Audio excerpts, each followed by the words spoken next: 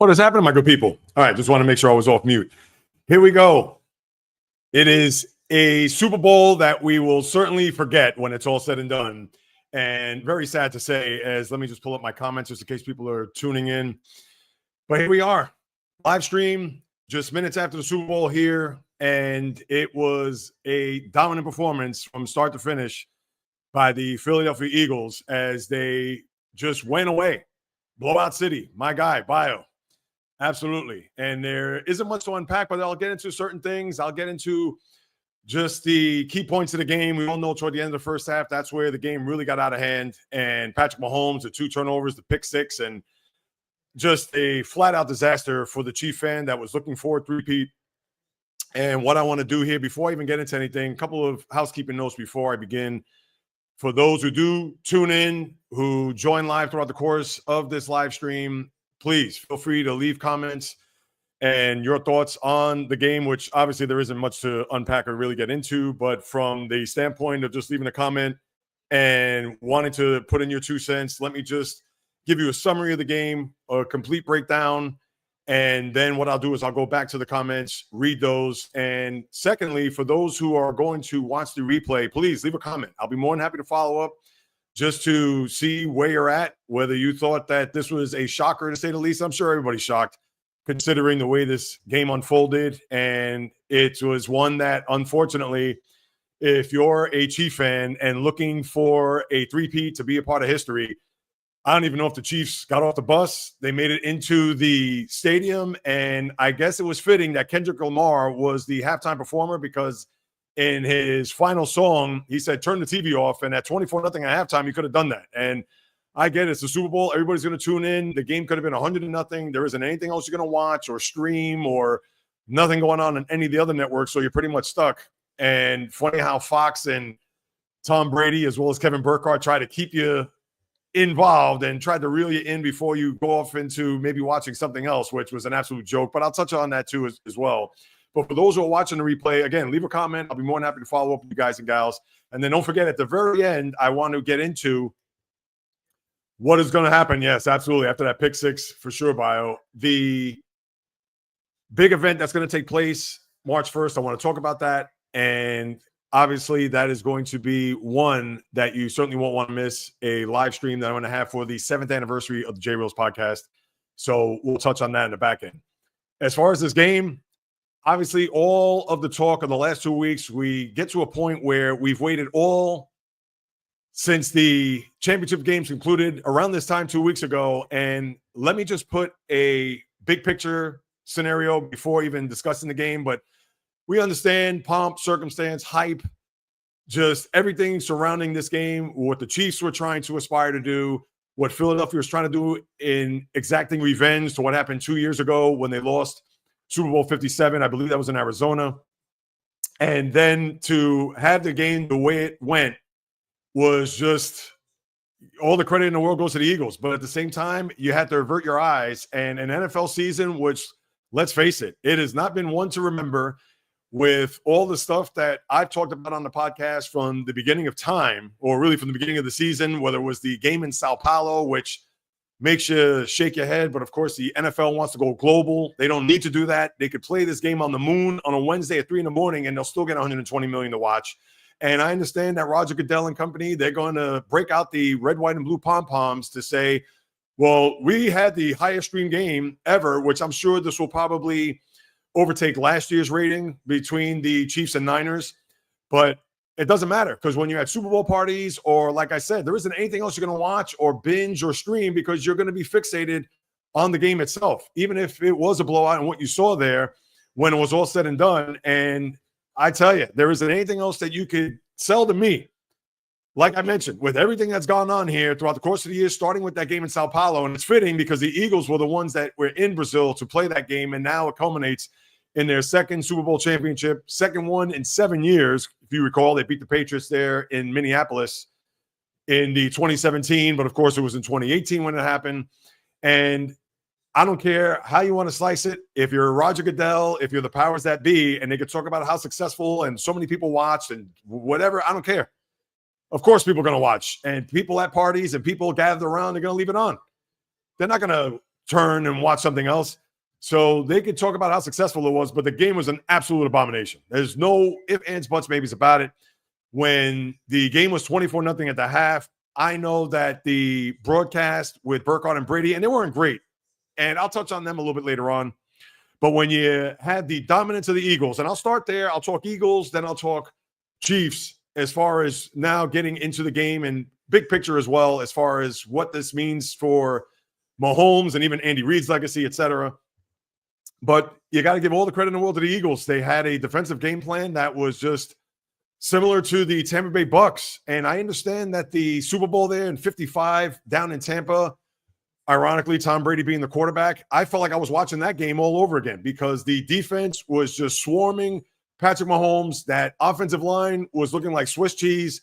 He was running for his life. He threw 2 terrible interceptions in the game. I can't fault him for what happened in Tampa there a few years ago because to me, that was an indictment on the offensive line and not making adjustments. And I get it. You could have a steel fortress there to try to protect Mahomes that night in Tampa, and it still wouldn't have worked. And tonight, it was just pretty much a carbon copy of the game that you saw there. What was it now?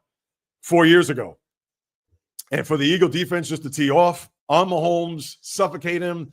They had, 23 yards in the first half, whatever it was. I mean, just an out-and-out defensive clinic by the Eagles. What a game plan by Vic Fangio. You got to give it up for what he did, considering that he was 0-8 versus Patrick Mahomes in lifetime versus him. And a lot of that has to do with his days in the AFC West when he was a member of the Denver Broncos. But for that performance there defensively, and on top of that, Jalen Hurts played very well. I'm sure he's probably the MVP. I don't even know. I still have it on the background, but I could care less at this moment.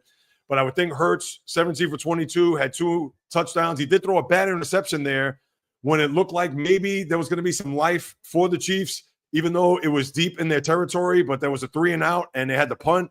And then you had the terrible interception there by Mahomes to make it 17-0, where Cooper DeJean took it back to the house. And then you had the other interception, which I don't know what Mahomes, I get it, that he was trying to make a play. He did get bumped into where Josh Sweat, I believe, hit Joe Tooney.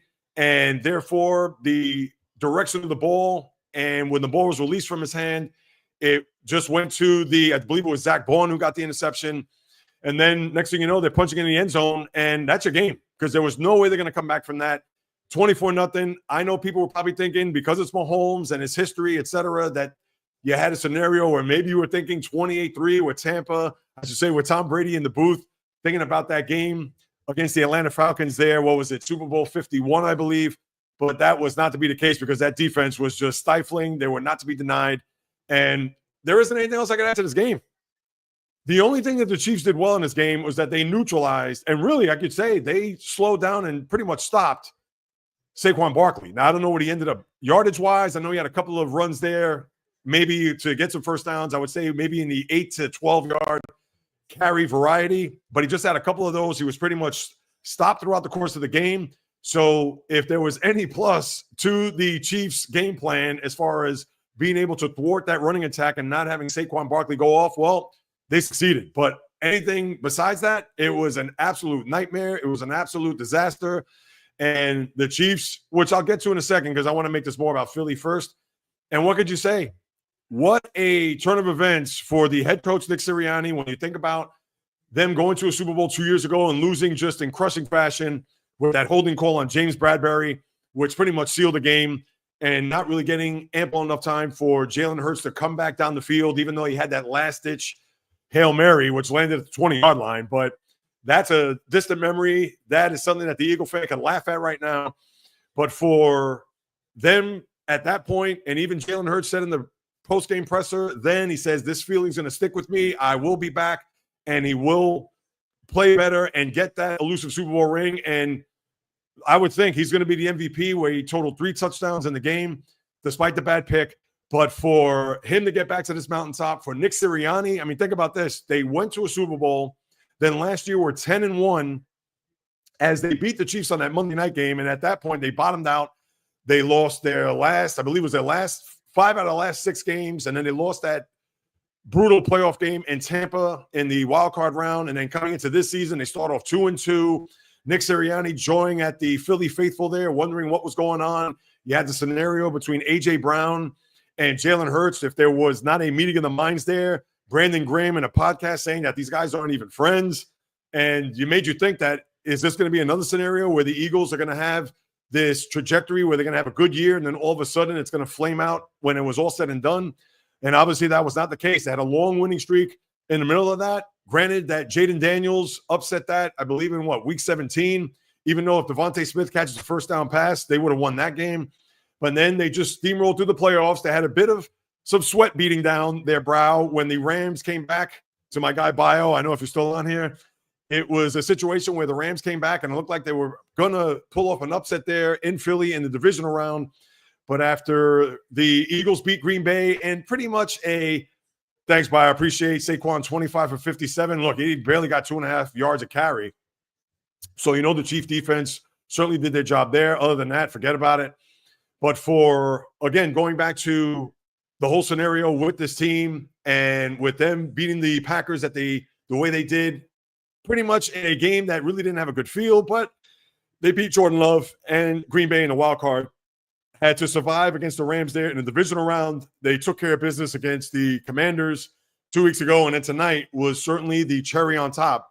Just a convincing, a resounding, a rare blowout when you think about it in the Super Bowl. Off the top of my head, I think the last big significant margin of victory, and I get it that the score does look a little bit closer than indicated, but what was it? It was 40-6 at one point, and cosmetically 40-22. If you didn't watch the game, you probably think, oh, wow. It probably was nip and tuck in the first half, and then maybe the Eagles took over second half. That was not the case.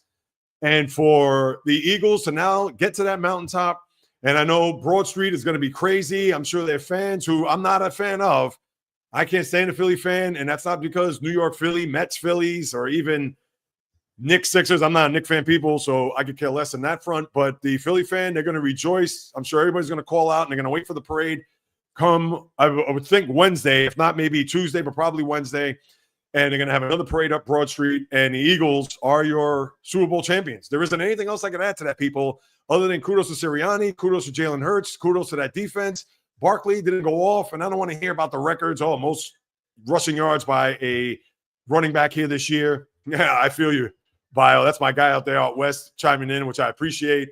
But for the Eagles, it was just a culmination of, think about it, going back 2 years, this close to winning a Super Bowl. Last year looked like they were on the path to getting there, and then it all was just the bottom fell out, as you saw. And then now throughout this regular season, postseason, and now Super Bowl, there isn't any much more I could add, but give them credit. And their defense, they were the MVPs, if you ask me. I understand Jalen Hurts made plays, and of course the quarterback is always going to get, or at least be the front runner for the MVP. But congratulations to them, to the Eagles, to the city of Philadelphia as they bring another title back. As far as Kansas City, this was just a flat-out disaster. And maybe they were due to have a game like this. What was Patrick Mahomes? 17-3 in his postseason career. And granted that he did have that Super Bowl loss in Tampa, which was a bad one, but that wasn't all on him.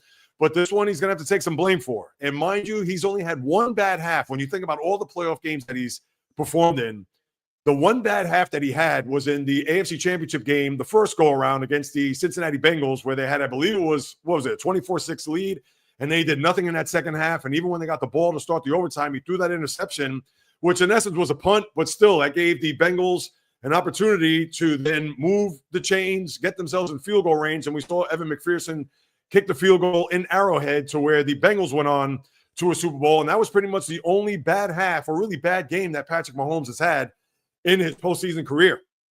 I'm not going to give him the first game that he lost to Brady in the AFC Championship game. He actually played very well in that game. That was in 2018. And then, of course, the other game against Brady in the Super Bowl, you can't fault him because that offensive line was just pitiful. But tonight, some of that does fall on him. He threw two terrible interceptions. Those are rookie picks, if you ask me. And I get he's trying to make plays, but if he's scrambling out of the pocket and he's really running for his life, you would think, I understand your instinct is to try to make a play. You see a guy open, you're not seeing Cooper DeJean cut in front of him to take that for a pick six. You're not seeing Zach Bond, even though you got bumped into, but still you're deep in your territory. Obviously, you got to make safe plays. You can even question Andy Reid on the play calling there, because maybe just to keep the defense honest, run the ball there. All right, if you get stopped, and I get it that time isn't your friend, but still, I understand you have a big deficit and you're trying to get back in the game, even if it is late in that first half. But to me, that was a little questionable on Andy Reid. And other than that, I mean, what more can you say about what Kansas City did? I mean, they were a no-show. Now, give it up for the Chief defense. They did well on Barkley, as you know, and they pretty much tried to stabilize the game, even with them dominating the first half, because even when they kicked that field goal at 10-0, there was a part of me at that point that thought, watch it be a scenario where the first half will be dominated by the Eagles, and then let's say the score was 10-7, or even if it was 13-3. The Chiefs technically would still be in the game, but because it was 24-0, I mean, seriously, as the old broadcaster Warner Wolf once said, especially here in New York, I know by way of DC, turn your sets off there. And just like I mentioned earlier with Kendrick Lamar and his halftime performance, turn the TV off. You might as well would have done that because you didn't miss anything else after that. So the Chiefs, now, is this a mark on Andy Reid as well as Patrick Mahomes? You know what? They've won all these Super Bowls. Yes, I get it that this can't be forgotten. It's not a situation where you could just kind of say, you know what? They were going for a three-peat. Maybe they ran out of gas. They went up against a buzzsaw, and which they absolutely did. But they were a complete no-show. And for a team that's going for a three-peat, I don't know if it was a situation where they just knew at the line of scrimmage early on that they weren't going to be able to get plays. And as you saw, they were trying to get the ball out of Mahomes' hands early. They got the first down on that opening drive, and then that became a 3-and-out after that. They got another 3-and-out after that, and that's when the roof caved in. So they were unable to muster up any offense. As I mentioned, when they had 23 yards in the first half, that has to be an all-time record, I would think, unless you may want to go back to Super Bowl 20, Bears, Patriots. Maybe the Bears did something less than that as far as holding a team to X amount of yards in the first half, or even Ravens, Giants for that matter, in Super Bowl 35. But the Chiefs, you got to give some blame. Mahomes, some of it falls on him, maybe to a certain extent even Andy Reid. And even though we've seen this offensive line not really play well, but they certainly weren't anything close to what we would think it would have been anything to what we saw there in Super Bowl 55. And that's pretty much what you saw. Like I mentioned before, it was a complete carbon copy of that game. And you know what? You just got to chalk it up to Philly and what they did. Now, this does put a little bit of a blemish on Mahomes here, and I get it that people are going to say, well, he's not going to be Brady. He's not going to catch him with the 7 Super Bowls. And this doesn't make Mahomes any less of a great quarterback, because if you're going to think that despite the fact now his Super Bowl record is 3-2, and now he doesn't belong in the GOAT status, obviously he still has plenty of his career left to go, that even if he ends up with 4 or 5 rings, he could still end up being the GOAT because – as we all know, when it comes to rings, I get it. That's the standard when it comes to quarterback play in the NFL. And yes, we could look at Brady being that guy. But at the same time, even he lost 3 Super Bowls and he got to 10. So for Mahomes, he's halfway to Brady. And I would think if he had 5 more opportunities at this game, he would probably win at least 3 more. And just because he doesn't get to 7, that doesn't mean he can't be the GOAT, because as we all know, Tom Brady would certainly kill for the legs that Patrick Mahomes has and the elusivity, as you saw there, in certain parts of the game. And to me, his story is still being written. But this one is going to take a hit to him as well as Andy Reid. And I get it. They just came off winning back-to-back. So you can't kill them because, again, the Eagles were just that good and they were not going to be denied. But still, that has to go on the ledger there when you think back to Super Bowl 59 as one that they would certainly just want to put in the shredder and just put it out to pasture. And that's what you have. I mean, I wish I could say more. I wish there was some strategy that we could discuss or some controversial penalties. I know you got the penalty there early on A.J. Brown where, listen, he pushed the face mask, I believe it was Trent McDuffie, twice. The first one he could have got away with. The second one, I get it was ticky-tack. But I'm sure they were going to look at this and try to be consistent. And remember, McDuffie got a call on Dallas Goedert, I believe, in the drive after that. So it kind of negated the first call there by A.J. Brown, if you want to look at it from that regard. So obviously the officiating, which was certainly going to be highlighted here with all the calls that the Chiefs have gotten throughout the course of this whole run and especially this year. But that was to be forgotten because of the way the game played out. So that is pretty much all I have. I wish I could tell you more. I know Travis Kelce didn't do much. He had a couple of catches, big whoop. You only saw Taylor Swift in the box. I think they only showed a once from what I could gather. I mean, between running back and forth from the kitchen and back, that was the only one that I saw. So you weren't inundated and didn't have Taylor Swift jammed down your throat. So for the Swifties out there and even for the Taylor Swift and the Chief fans, obviously, that was one that you certainly didn't have to deal with or be consumed by throughout the course of these 60 minutes. But other than that, as far as the game, now the broadcasting, let me get to that real quick because this was now obviously the final game of the year, Brady Burkhardt, and we've seen and heard Tom Brady throughout. And I'm going to say this, Tom Brady, who I like, and he's a hard worker, and you could hear this in the telecast, but I'm sorry. He had a couple of bad moments, even at 27-0 when Jalen Hurts threw that touchdown pass to Devontae Smith when they went for the juggler. He said, oh, Jalen Hurts throwing the pass of his life. What? Tom, I mean, that's just a little bit too much. And even with Burkhardt trying to do the math here late in the game where it's like, well, there are 3 touchdowns and two-point conversions to coming back in the game is over. And I understand that's the commentary speak. They have to come across and say it that way. They just can't have people bail or just tune in to watch something else. But like I mentioned, what else are you going to watch? Maybe you want to go watch the Puppy Bowl, which would be fine, because why not watch puppies there on Animal Planet? That'd be great. But there's no way that people are going to get off the game considering that there isn't anything else to watch unless you're just a super casual football fan or you just watch a championship where you look at it and it's 34-0. I'm going to watch reruns of The Honeymooners or Three's Company or whatever. I don't know. But it's one of those things where as much as they try to keep you reeled in and keep you involved, to the good and most definitely the diehard kook sports fan like myself, I mean, please. I mean, it's comical. So I get it that they have to spin it that way. They just can't look at it like, all right, guys, well, the game is over. You might as well just take your parents home and watch those old reruns, or, hey, maybe play some music. You could dance around your apartment. I get that. But to me, it's just comical because they're not fooling anybody. And, some of the other comments that Burkhardt made in reference to trying to figure out that, hey, the Chiefs are still in it, and even Brady. I understand what more can they say. And even Brady gave you a little insight, which I thought was really good about the sting and the loss of that Super Bowl 42, the Giants, when they were going for perfection, and in a case where the Chiefs were going for history, and Brady giving his little soliloquy on how he was quiet the rest of the night. He didn't want to talk to anybody, whatever. So that was a little good insight from the future Hall of Famer. But other than that, people, what else can I tell you? I mean, there isn't anything else that I could try to put a cherry on top or put a ribbon or a bow or anything like that, because that is your Super Bowl 59 in half a nutshell. I mean, that's all I could pretty much say about that. So we have that to deal with. Let me see what else that I could talk about. Should I even get into the commercials? Yeah, maybe I'll just throw this out there. Yeah, for those watching on replay, please leave a comment.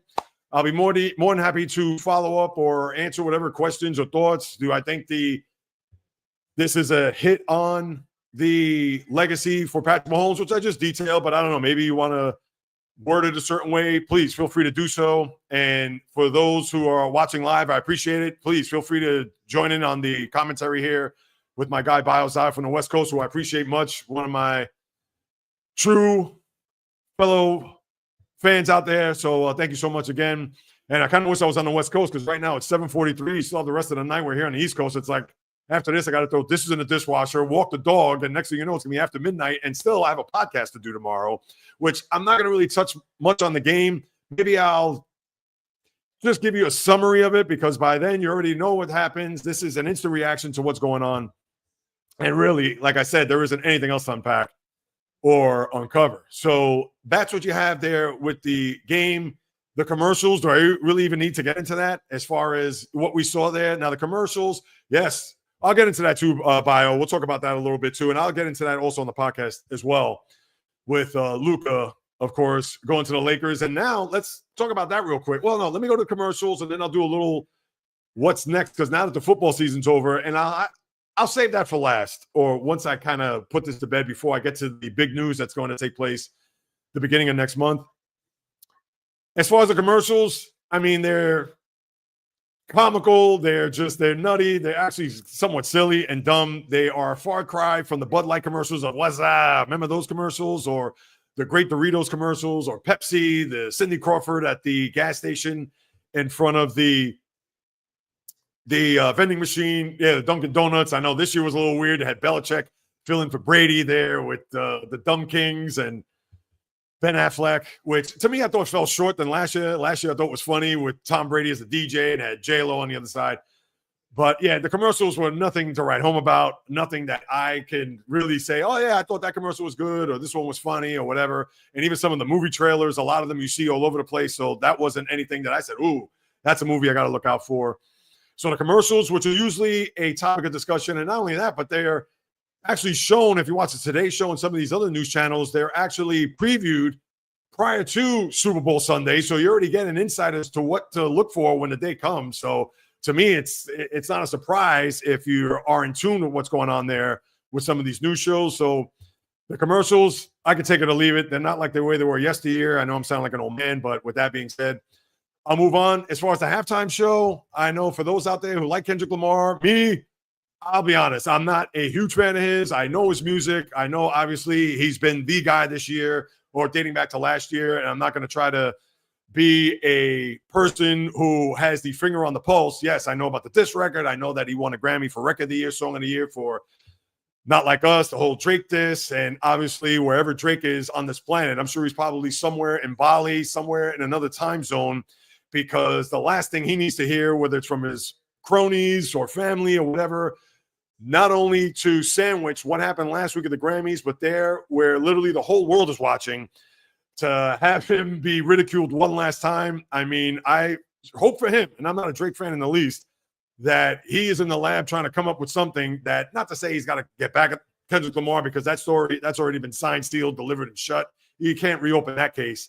But maybe he's doing something else that's going to be creative and is going to get him back in the pop music scene. So here I am talking about music. And of course, I could talk about that. But as far as the halftime goes, it's fine. I'm not going to sit here and be like, oh, I was riveted. But I will say this. I wish he kind of threw some of the older stuff in there, but you already know he's going to play a lot of the stuff that he has that has pretty much been on the radio or that's been looped going back to, what was it, last March or May, whenever that song was released, the Not Like Us, which I won't even get into it. I'll just keep it right there. But for the performance, I was fine.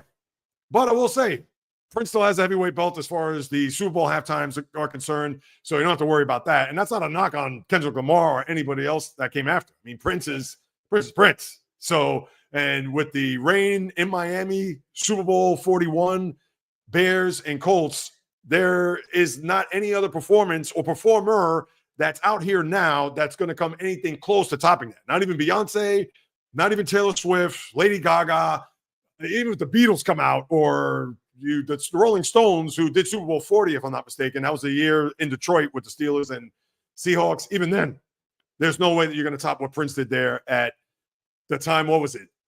Now it's Hard Rock Stadium in Miami. I think it was Pro Player or Sun Life or Dolphin Stadium. There's a million names with these stadiums, which I can't stand.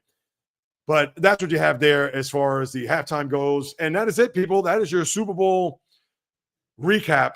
And, of course, with a couple of things, let me just throw this in the mix here, which I think I'll put the NFL to bed before I talk about podcast tomorrow, where we're going to go with that here, even with the future live streams and the big event before I bid adieu. As far as the NFL, listen, as I mentioned, the way it started and everything in between, we could talk about all the games. I mean, not even there were games that stuck out this year. The wild card round was a disaster. The division round, not so bad. Ravens and Bills were very good. And then, of course, you had Bills and Chiefs last week were really good. But the postseason was not good overall. I'm sorry. Wild card round was terrible. The divisional round, you had Washington beat Detroit, which was a shock. Everybody didn't think that was going to happen. A lot of people thought Detroit was going to be in this game, and obviously that wasn't the case. Then you had a scenario where, like I mentioned, Ravens-Bills was good. The other games that you had on the docket, Houston-Kansas City, I understand it was competitive, but you didn't think Houston was going to come out on top to win that game. And then the Rams and Eagles, that was a very good game. Give it up, and with the way that ended. But this was a postseason that was not great. And again, the icing on the tombstone was the game tonight there in New Orleans, down in the Big Easy, where it was an eyesore. And it was almost as if the NFL deserved this fate and deserved to have this. And I understand I'm coming across like a curmudgeon, and I'm coming across pissing on the NFL. And part of it is because of my disdain toward the league trying to suck the oxygen out of the room with all the other sports that are around. And it was even good to see the NBA kind of take shape a little bit. Not that they'll ever overtake the NFL by any stretch, but with the Luka trade last week, and I'll segue that to Luka in a second. But with that trade, and then Jimmy Butler, and even De'Aaron Fox to a lesser degree, but with the trades leading into Super Bowl week, that was the story. And to have the game play out the way it did tonight, it was almost as if this is how the NFL season was supposed to end. And even though, as I like to say, the impenetrable shield, the high and mighty, they could do no wrong. They'll have their games on Christmas Day. They'll have Black Friday games. They'll have games on a Tuesday. They'll have games on your wedding anniversary, on your great-grandmother's birthday. It doesn't matter. They don't care. And for them to get that result tonight, all I'll say is this. Thank goodness the NFL's over.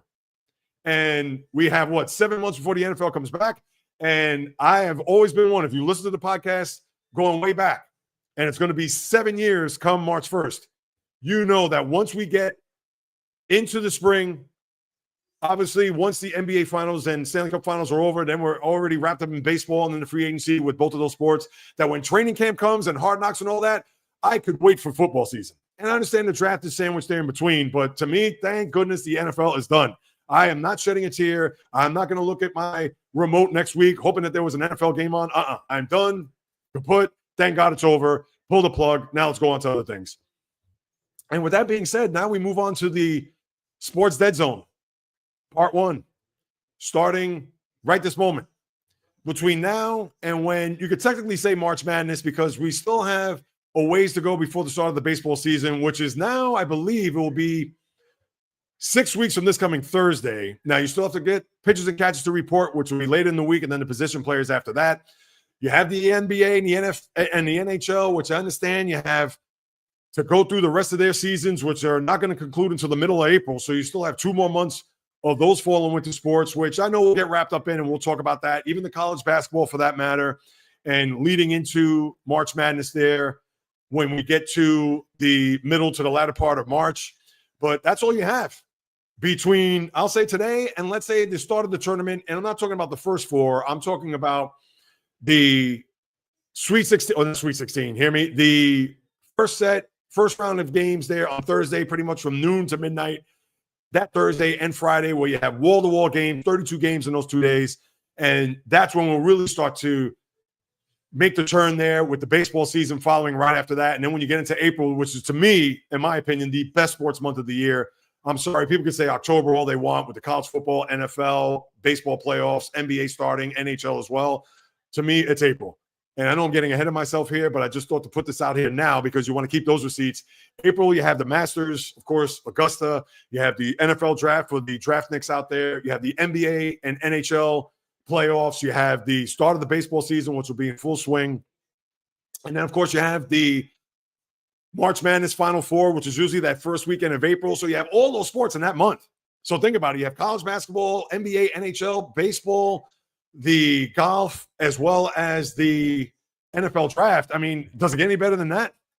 I don't think it does. So that is until April, but we're going to have to get through the stretch, people. And who knows, maybe I'll have a live stream come Wednesday just to kind of have a little bit of a roundtable just to get us through the beginning of the stretch, because it is going to feel forever. And especially me being in the Northeast where it's been snowing left and right. It's going to snow more later this week.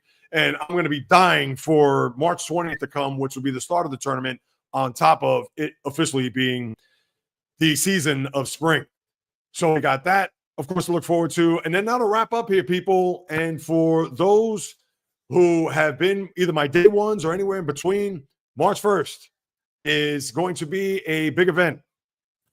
As I mentioned before, it's going to be the 7th anniversary of the podcast. And for yours truly, it's been a great journey. I put almost 540 episodes in the bank. Now I'm going to start to incorporate live streams, but that live stream with more details to come, and maybe I'll have a couple of live streams in between, but that is going to be live. That's on a Saturday. So wherever you may be at, people, hopefully you're at home. If you're in the Northeast or in a cold area, I get it. Maybe you could cozy up and get either on your phone or maybe in front of a laptop to watch. But for the sports fan, whether you're the diehard, the casual, the good sports fan, doesn't matter. I'm planning on a big live stream where I'm going to have guests in and out throughout the course of this live stream, and it's going to be a big window. Not ready to reveal it just yet. I think I even made a mention of it on my podcast last week on Monday. So even if you did hear that, then you know what? You're a leg up on everybody else. But if you didn't, that's all right, because as we get closer to that date, which will be 3 weeks from yesterday, the 7th anniversary podcast, which I'm looking forward to. Guests haven't been confirmed yet, but that's where you have to stay tuned, not only here on YouTube, but of course on my other socials, whether it be Instagram, TikTok, Facebook, the J Reels podcast. You could go there. Of course, on my Instagram is also J Reels too. You could also tune into that as well. And of course, subscribe to the channel if you haven't done so, if you've lasted this long. And one more time, for those who are watching the replay, please leave a comment. Let me know what you think. Let me know how you feel, whatever, what you want me to hear or discuss, what you want me to talk about. Please, I'll be more than happy to follow up with you guys and gals in the process. So mark your calendars again, March 1st. It's going to be an epic live stream. It's going to be on a Saturday, so it's 12 p.m. noon. I'm thinking of that time frame, but I'm going to make it official as we get closer. But it's going to be good enough to where my guys on the West Coast bio, as you know, hey, this is my man Nike, another one of my day ones. I appreciate you hopping on board. But that is going to be a memorable anniversary there as I hit lucky number 7. And yes, I'll detail the journey up until that point, how I started, what made me get started, etc. For those who aren't familiar with the story, and pretty much what I've been doing here now for almost 7 years, and I'm going to continue to do so as long as I'm alive and breathing, doing what it is that I love. And if you can't tell just from watching this live stream, then I don't know, maybe you have to go back, rewind it, watch it again, or listen to the podcast tomorrow. And for those who aren't aware, 2 podcasts, Apple, Spotify, jreels.com. Oh, I appreciate it, bio. You know that from the bottom of my heart.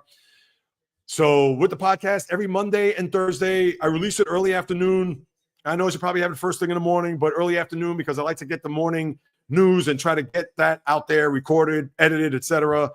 Apple, Spotify, of course, here on the channel at JReels, where you can watch the visual for those who are inclined to do so.